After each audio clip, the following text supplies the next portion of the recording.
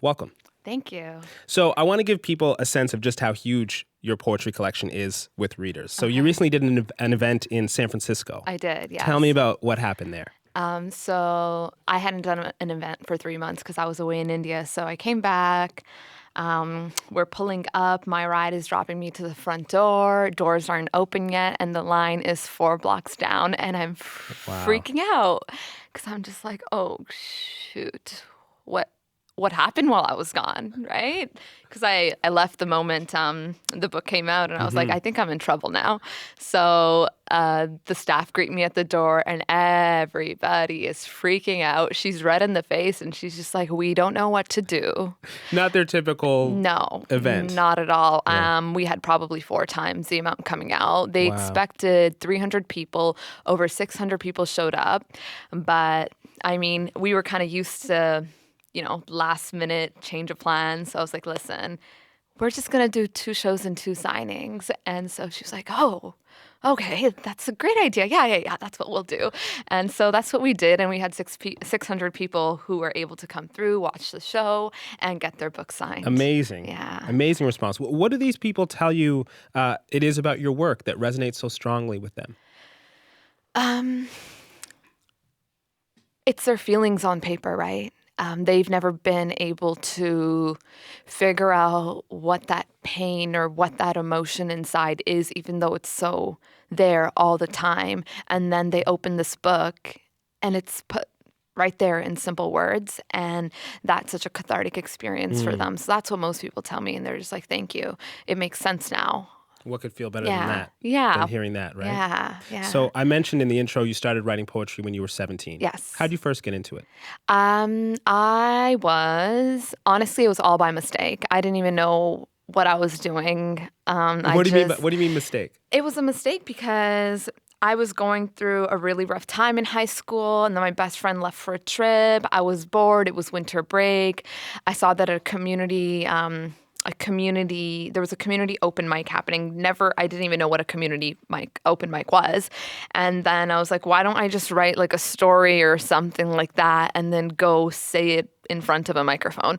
And so then I started doing these things. And then what happened was continued to do that for a year until I saw on YouTube, it was a TED Talk by Sarah Kay, who's a spoken word artist.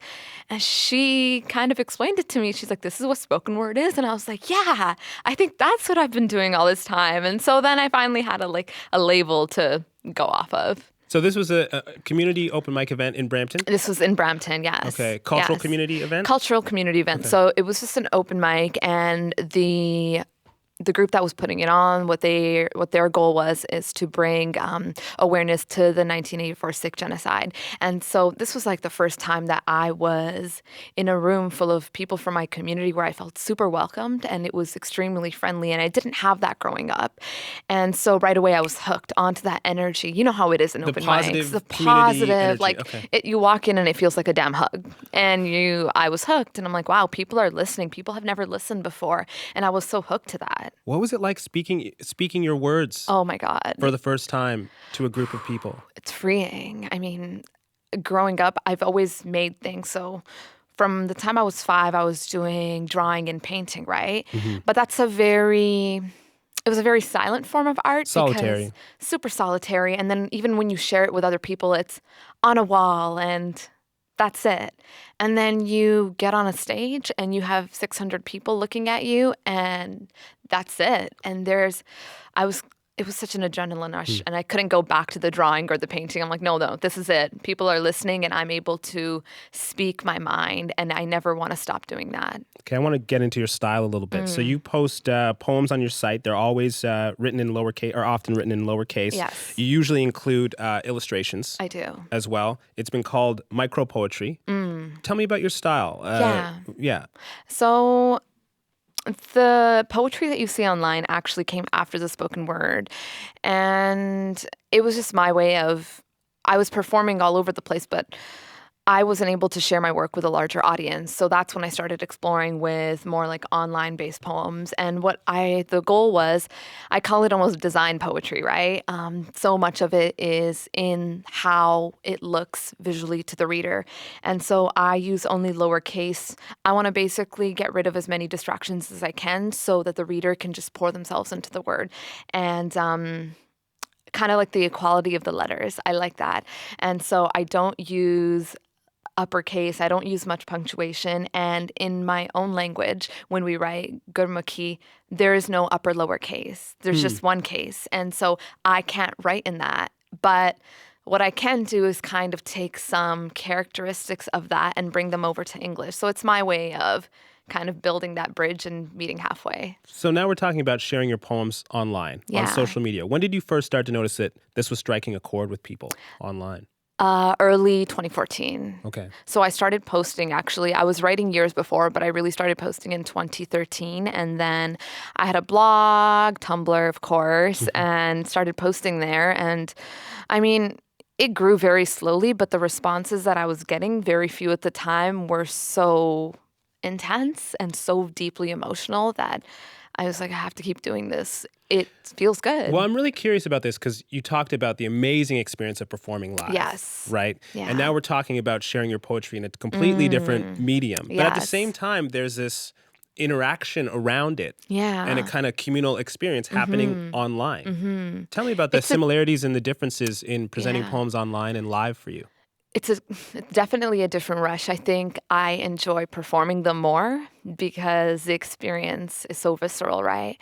But the beauty about posting online is you get to start a dialogue and a discussion. So under any one of my posts, you get to see what a certain group of people is thinking or talking about or is going through. And that's something that you can always refer back to. And I think that's pretty neat. It's fascinating to me because we talk down social media so Yeah. often. At the same time, you're seeing real response and community building around your art online. You recently announced, though, that you were going to take a break from writing every day. You were a little bit exhausted. Oh, yeah. When did you realize that was something you needed to do? So I think I realized it, first of all, a little too late. I started to feel exhausted in the summer of 2015, but I didn't listen to that because the creative world around me said, you don't listen to that. You need to continue to post all the time. That's what you're supposed to do. You have to remain consistent or you're going to be forgotten.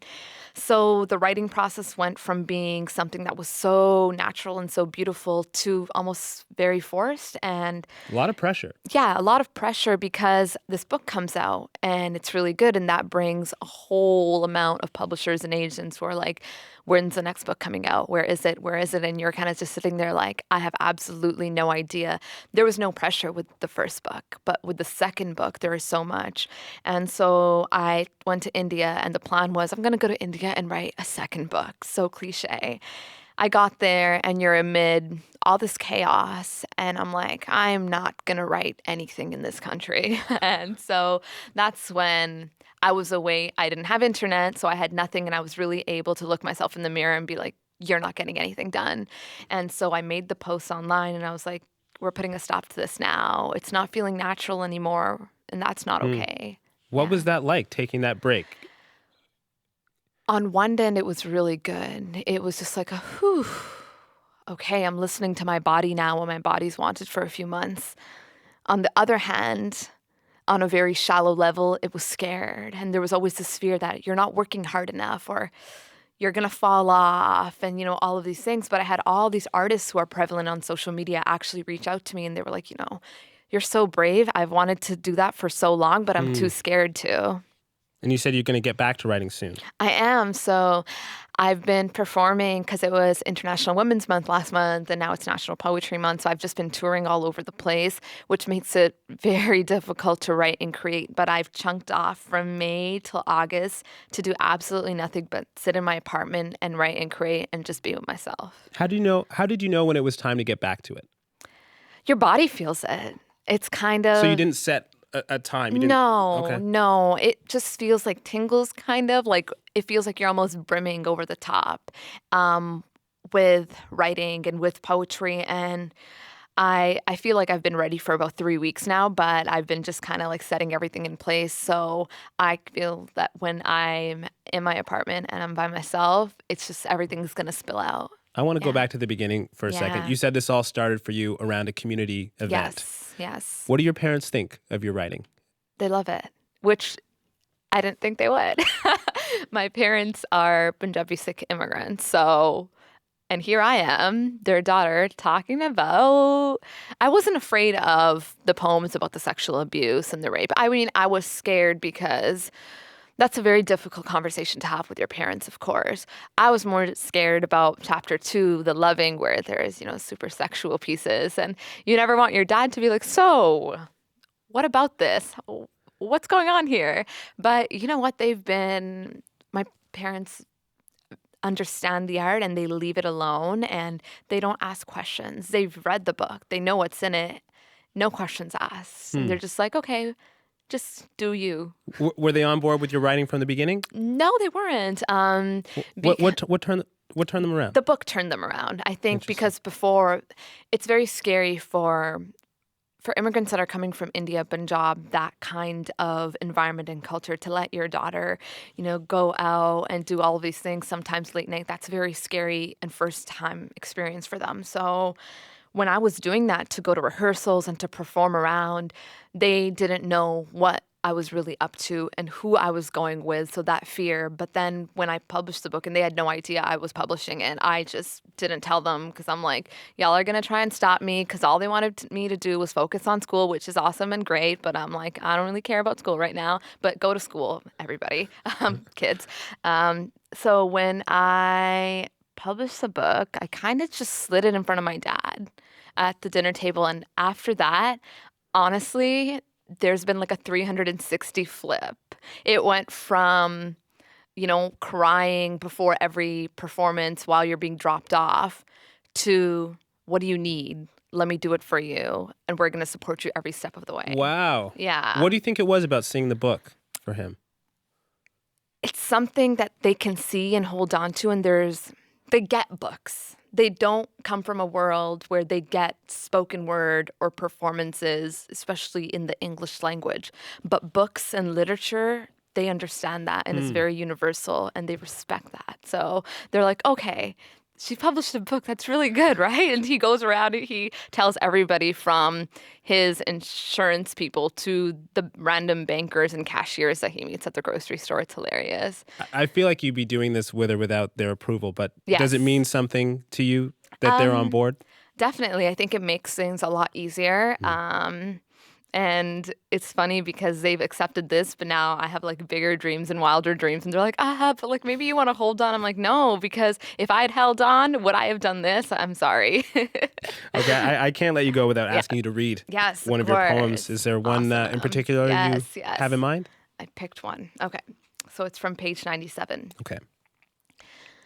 Did you think I was a city big enough for a weekend getaway? I am the town surrounding it. The one you've never heard of but always pass through. There are no neon lights here, no skyscrapers or statues. But there is thunder, for I make bridges tremble.